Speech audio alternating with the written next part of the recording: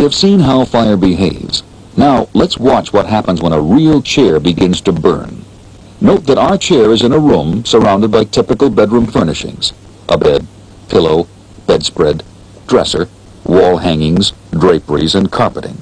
Although this room has been constructed in a test facility, all its contents were purchased at consumer outlets. Their response to fire is similar to the furnishings in your home.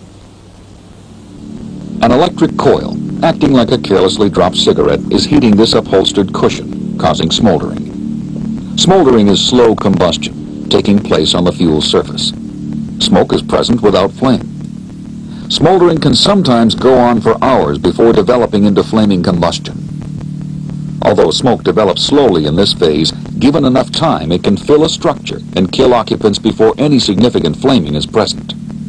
The fire is now progressing into the flame-producing stage. Flaming combustion can only occur when the necessary quantities of heat, fuel, and oxygen are present. Right now, we have a small flame. It is rapidly progressing into a substantial fire. As we noted earlier, the heat from the fire is producing combustible and toxic gases from the burning chair. A smoke detector has been placed just outside the room. The fire has now given off enough smoke to activate the alarm, telling occupants to make an immediate escape. The buoyant nature of the gases released from the burning chair causes the flame to spread upward. Heat from the rising flames quickly ignites the draperies en route to the ceiling. The temperature at the ceiling above the chair is now 570 degrees Fahrenheit, 300 degrees Celsius. If a residential sprinkler had been placed 8 feet diagonally from the corner, it would now activate, sounding an alarm and discharging water. Fire damage would be confined to the chair and curtains. The buildup of smoke and its toxic gases has now thickened into a hot, dense cloud in only 70 seconds since the first appearance of flame. This mushrooming cloud of hot, thick smoke and gas begins to act like a space heater, radiating heat downward. The paint and wall finishes, the furniture, paper, fabric, wood, and plastics in the room are beginning to decompose from the blistering heat. And as they decompose, they contribute to the buildup of toxic and flammable gases. The smoke level continues to descend and is now 4 feet above the floor. The temperature at the floor has reached 212 degrees Fahrenheit, the boiling point of water. The huge quantities of smoke have now almost filled the room.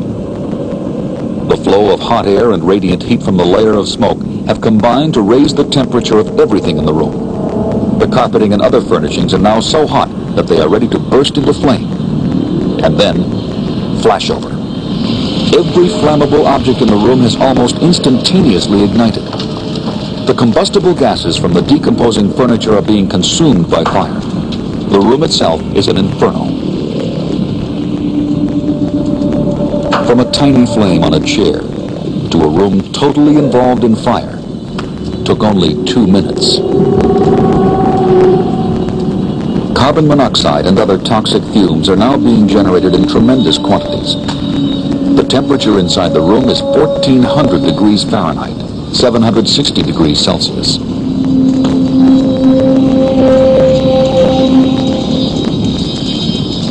A room that flashes over becomes like a furnace unable to contain the heat it is generating, unleashing incredible flame, heat, and toxic gases throughout the building.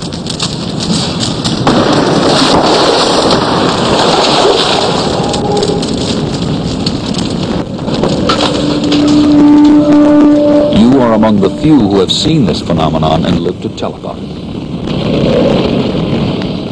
What happened?